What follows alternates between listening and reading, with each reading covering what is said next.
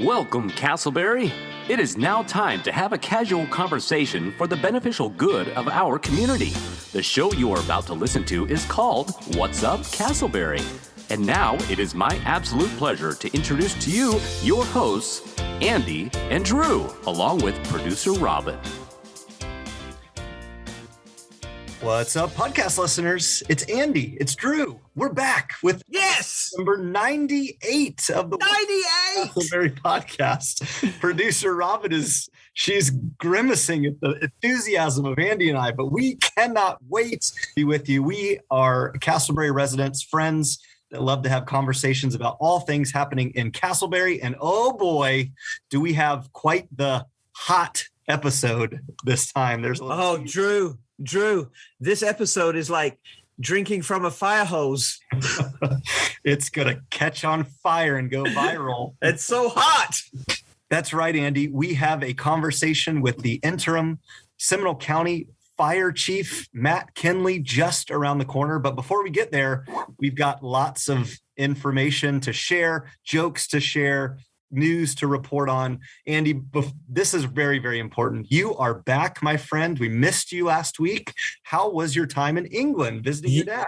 Yeah, I understand the ratings were up last week when I wasn't here. That's great. But no, I had a great time in England. It was my dad's 75th birthday, and he didn't know I was coming. So I was a surprise, and we had this cool little reunion where I just kind of snuck up behind him and tapped him on the shoulder, and it was just a powerful moment. You know, during my downtime in England, I was launching a brand new podcast, What's Up England, as well. So, I mean, maybe we'll go global one day. Or at least I was sowing the seeds for that. But I came back, Drew, and I brought my mother back with me. She's visiting us and the kids. And we were talking about the podcast the other day. And I don't know if you remember, because this isn't episode 98, but on episode like 01, you know, our pilot episode, my mom was sitting in the recording studio with us. I vaguely remember that. And it was about this time of year, right? Because the Christian Help Serve event was going on. And yeah, she was there helping out. And I do recall that. Well, yeah. Hi, Miss Searles. Nice to have you here in America. And thank you for letting Andy kind of come back here. We're glad. Almost 100 episodes ago. Since you just visited your dad and had a good quality visit with him across the pond, I think it's only time that we turn our attention to the dad joke of the week. All right, here we go. Andy, before I start, do you have any dad jokes or Doug jokes? I do. I've been saving them up. I'm so excited. Well, let's rattle off a bunch because I've got 3. So I'll rattle off mine, and then you'll hit yours, and we'll get the laugh track going, Robin, and hopefully lots of. We won't need it. We won't need a track. This is just so good. All right, my doctor emailed me the other day asking for my blood type. I replied, typo. Typo. Typo. Okay. You know, we often joke about Robin being Beyonce. You know, real life Beyonce is married to Jay-Z. Right. Do you know what he called her before they were married? What he called Beyonce before they were married? No. What? Yeah. Fiance. There you go. The Bayhive. I love it. Yeah. Okay. One more. Seriously, I got a job in a factory that makes Dracula figures. There's only actually 2 of us on that line, though, so I have to make every second count. That one took me a minute. Sorry. Oh man, good stuff. Very nice. All right, I'll give you one of listener and Andy and Robin. I'm reading a horror book in Braille. I'm learning Braille in case I didn't share that. You can't even say that with a straight face. I know. That's bad. I'm reading a horror book in Braille. Something bad is going to happen. I can feel it. The dad jokes of the week. Yeah. Well, I actually talking about dads and sons. Drew, my son has actually been eating electrical cords. And so I asked someone, what do I do? And he says, well, you should ground him until he conducts himself properly. Nice. A bonus. He threw it in at the end. It's very nice. I feel like behind your screen, Andy, there's just like a whole document. Teleprompter full of jokes. He used to hate this segment, and now we can't get him to shut up. I mean that in the most respectful way, Pastor. I'll still deny it if anyone says I like it. It is now time for your local update about things happening in your community. It is now time for Casselberry in the News. Now, we mentioned this last episode, but it is worth repeating. The Santa Run is occurring all over town. That's right. Each and every day this week, as of this recording, December 6th through the 9th, there has been Santa Claus along with several elves. In fact, one of the elves may or may not be my neighbor on my street. And it's been a real joy to hear each evening the fire truck go by. We're going to have our conversation with Matt Kinley from the Seminole County Fire Department in just a little bit. But to have the fire truck go around and throw out candy. My son was out there on Tuesday night of this recording, and he actually caught via my wife a stuffed teddy bear dog. It was really cool, stuffed dog, and so made his Christmas, no doubt. I'm sure lots of other kids and families have had memories. So I'm just really thankful for our city for putting that together. Andy, have you been outside? Have you seen the truck go by? Or well, I've heard it. In fact, I think I've heard it every night, which just shows you what a small city Casselberry is, or how loud those sirens are. But I love that our city does it. Our podcast partner is Kelly Financial Solutions. If you're looking for a mortgage solution that will truly work for you, then look no further than Kelly Financial Solutions. They offer home loan options that you won't find anywhere else, not even at the big bank down the street. A mortgage is a huge decision, and it's critical that you get the right terms that truly work for you. Kelly Financial Solutions team has more than a decade of mortgage experience, and we combine this knowledge with national partnerships, amazing service to deliver one-of-a-kind mortgage options with the lowest rates possible. Travis Kelly has been a supporter of this podcast and is the Chamber of Commerce president in Casselberry. Travis Kelly is a supporter of this podcast and has become a dear friend of Andy and I. I'd love it if you gave Travis a call. You can connect with him and the Kelly Financial Solutions team at 407-618-1176. That's 407-618-1176. Thank you, Kelly Financial Solutions. Welcome back to the show, listeners. Once again, our favorite part, because we get to talk less and hear from someone important and influential in our community. And today we have a gentleman who certainly fits that definition. His name is Matt Kinley. And just very, very recently, he took over the leadership of our Seminole County Fire Department as our interim chief. Welcome, Matt, to our conversation today. Good afternoon. Very happy to be here. So, Matt, by way of introduction and icebreaker, we'd just like to ask some kind of fun, funky, rapid fire questions. And let me start off with this. If your life were a movie right now, and I realize that there's probably a little bit of transition going on as you step into this new role. If your life were a movie, how would you define the scene that you're in right now?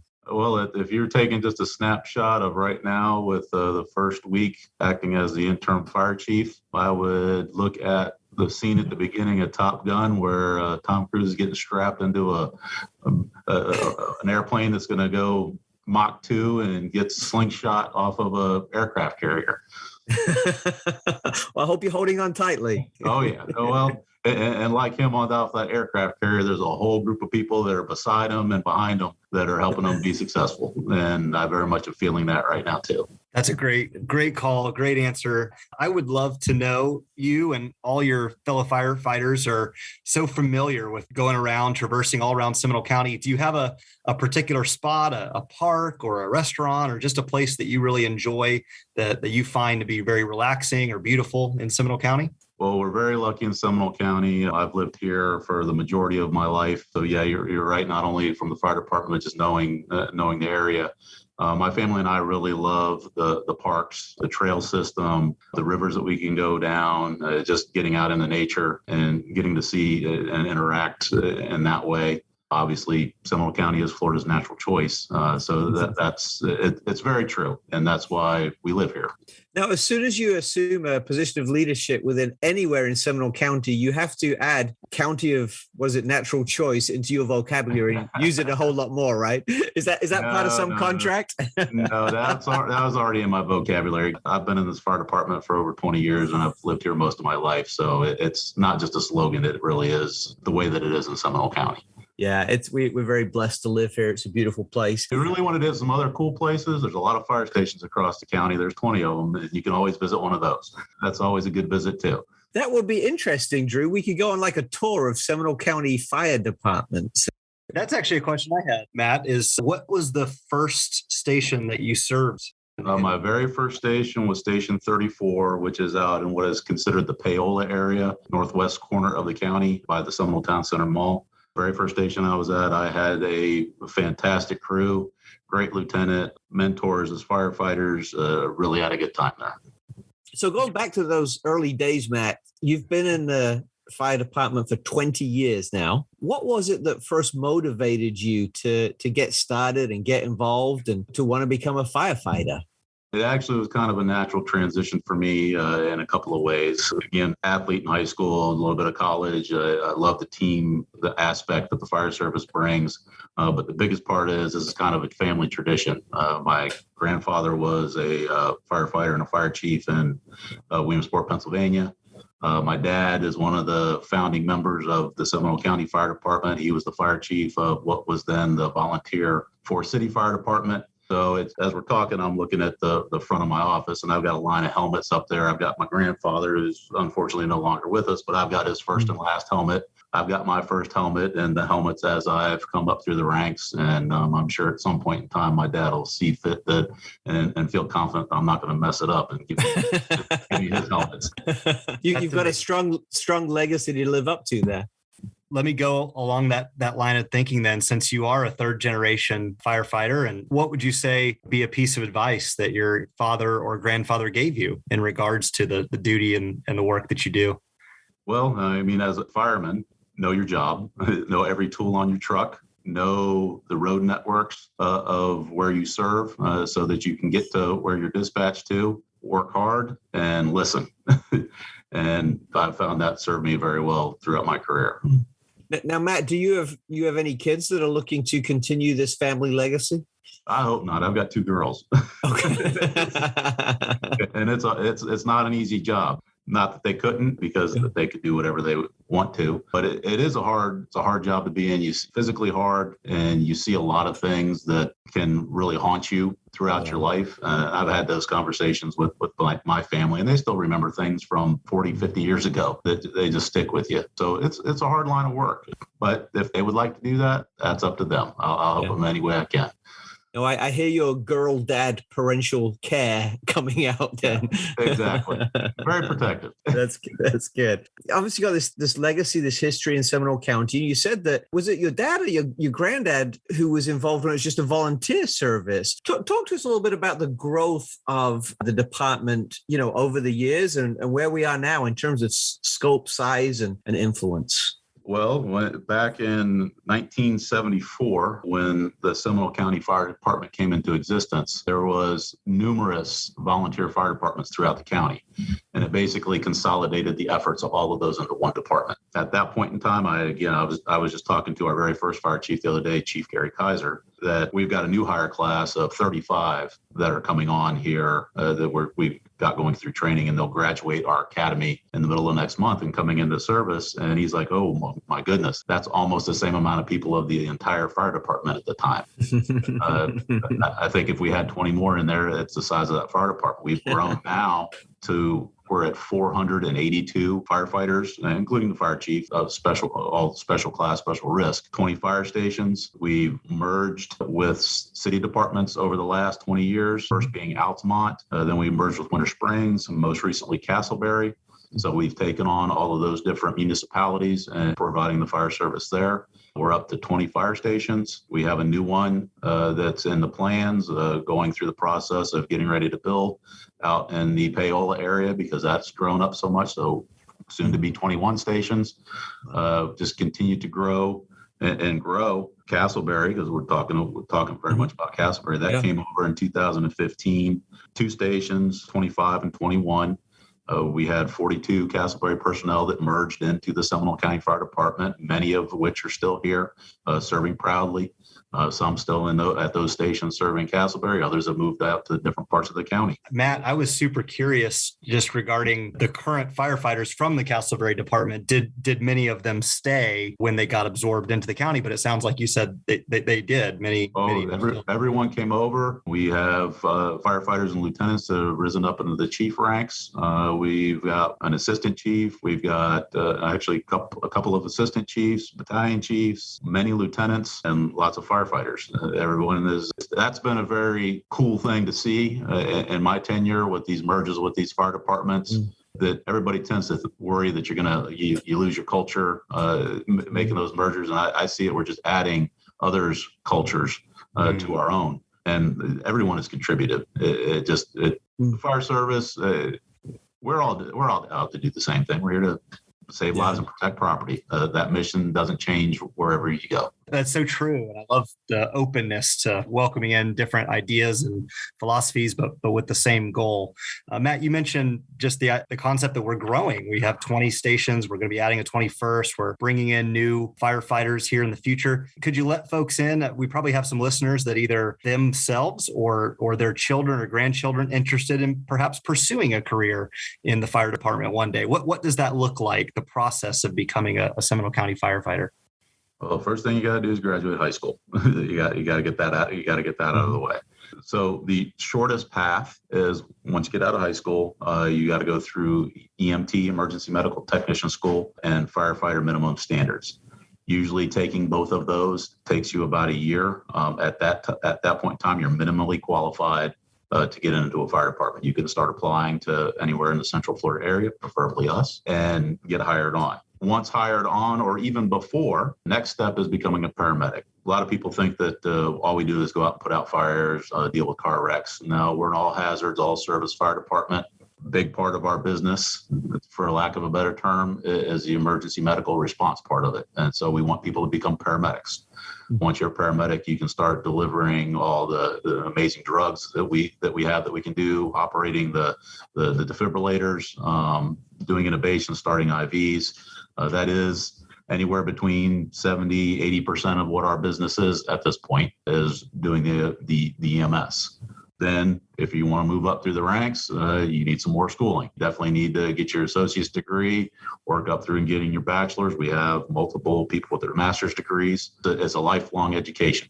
I think Drew's asking, Matt, because he's got a 1-year-old, and I saw a picture of his child with a fire truck the other day as Santa was driving around Casselberry too. So I think Drew's taking notes on what the process looks like. But let's talk about the purpose as well. What is it that's most satisfying for you about being in the fire department? Where does that satisfaction, that intrinsic motivation come from?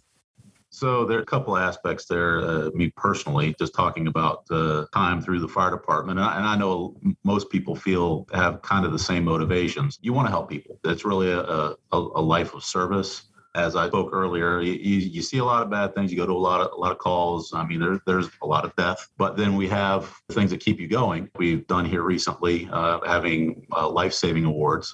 We try to do some reunification with people that have had successful outcomes, and I know that our firefighters recently has experienced it. I've experienced it through my career, where you're just sitting around the station doing some training, cleaning, getting ready to have lunch, and in walks somebody that you ran on a month ago that you never would have thought was going to survive. And they walk into the fire station and they're alive. And that's having that interaction really keeps you going. For me recently, I've really enjoyed here the last couple of weeks.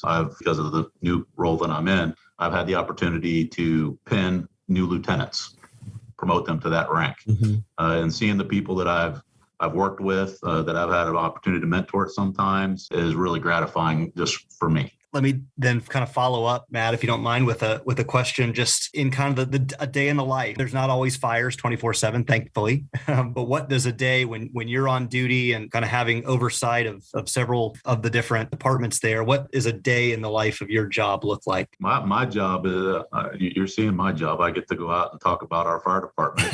Obviously, a lot of the budgeting and making sure that we get all the equipment and resources that the people need. The more fun part is when they're out in the field. Come into work in the morning, you've got $1 million piece of apparatus with tens of thousands of dollars worth of equipment that are on them. You need to check that equipment out, every piece of it, every day. To make sure it's in absolute top working order, because you don't know when you're going to need to use it, and that it's going to assist you in saving a life. From hoses and nozzles for squirting water to extrication equipment to be able to cut a car away from a person that's been in an auto accident, high lift jacks, all the amazing medications, narcotics, defibrillators, and compression devices to help do CPR. Of course, while you're in the middle of checking out that truck, then you're going to get a call. And you get your multiple calls throughout the day. You never know what you're going to. They try to give you a heads up of what type of call that it may be. But I've gone to what was somebody smells smoke to you got a blazing fire when you get there. After that, you come back, you finish checking out your truck. And then outside of the calls, the biggest part of the day is training. We do a tremendous amount of training. We have a world-class training center here in the center of the county, which we'll bring people up to, which have confined space props, a burn building where we can set fires in so that you get used to the conditions. We've got a multi-story tower for dragging hoses up. We do rope rescue type of training off of that. We've got everything that you could possibly have. Multiple rooms in there that simulate meth labs. We've got our own EMS simulation lab where we have dummies that are hooked up to computers that will breathe, will talk to you, eyes blink. Fake blood will come out when you start IVs. You have to use that simulation to train as much as you possibly can to be ready for that next call. That's amazing, the level of detail that you go to, Matt.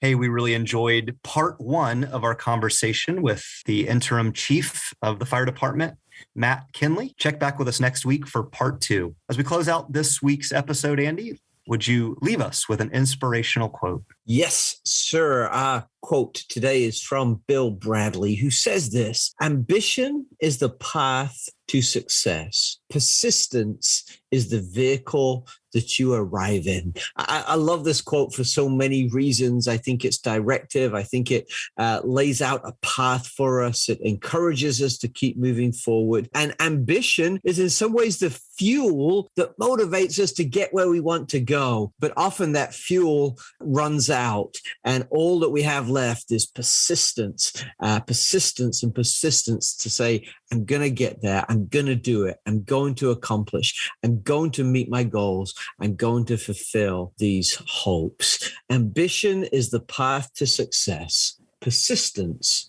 is the vehicle that you arrive in. Thanks, Bill Bradley, for that metaphor and for those words of inspiration.